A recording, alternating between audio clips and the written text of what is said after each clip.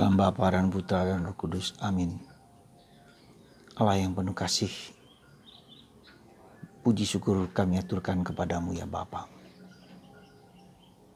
Kami diberi seorang pelindung misi, Santo Franciscus Xaverius. Seorang yang luar biasa, yang mewartakan Kristus kemana-mana, khususnya Asia Tenggara. Sampai ke Cina, sampai ke Jepang, ke India.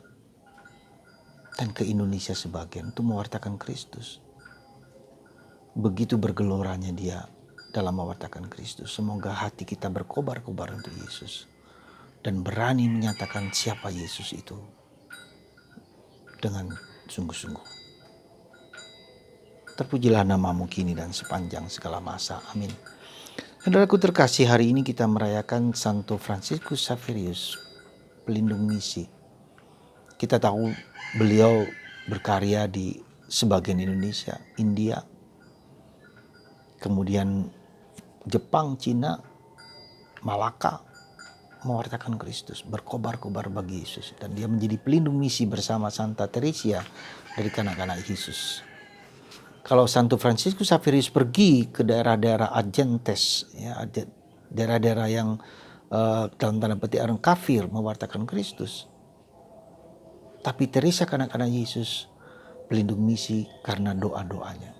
The power of prayer. The power of mission dan the power of prayer. Dan kita dipanggil juga untuk mewartakan Kristus di mana kita berada. Dan secara khusus pergi ke daerah-daerah yang belum mengenal Kristus.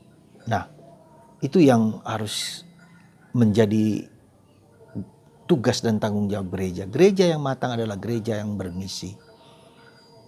Kongregasi yang matang adalah kongregasi yang bermisi. Ya, harus keluar dari dirinya dan mewartakan, membawa orang kepada Kristus.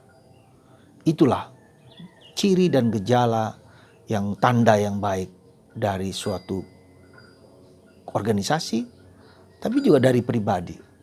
Kalau kita nyaman dengan diri kita sendiri, kita puas dengan diri kita sendiri, kita tidak berani keluar dari diri kita dan bergaul dengan orang-orang di sekitar kita dengan penuh keyakinan akan iman kita.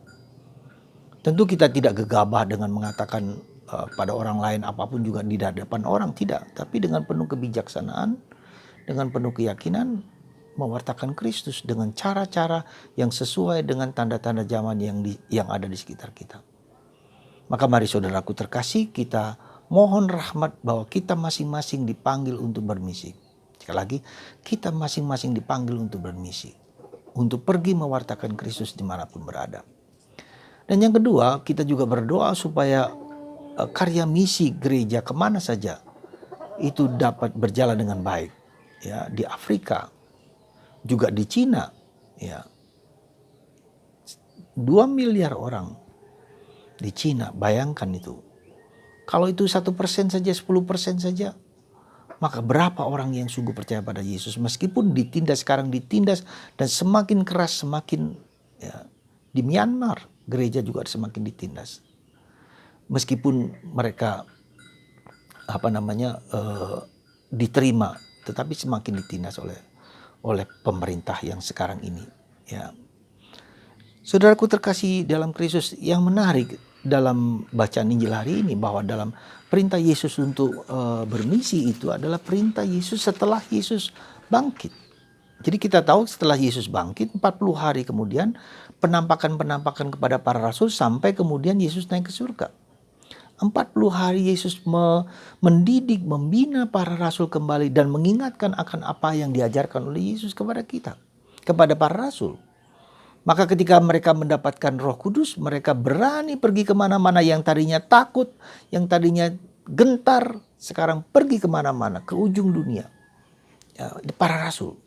Sehingga kita sekarang bersyukur mengenal Yesus lewat orang-orang yang mewartakan Kristus. Maka kita wajib sekali lagi, tanda kedewasaan kita, tanda iman kita, tanda keyakinan kita bahwa kalau kita diselamatkan, kita juga harus mencari orang untuk diselamatkan.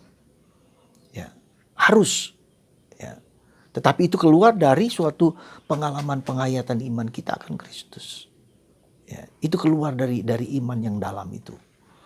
Jadi saudaraku terkasih dalam Kristus, semoga pada hari pada hari peringatan Santo Fransiskus Asisi ini kita dipanggil untuk pergi keluar kemana-mana sebagai apa saja, dimanapun Anda berada.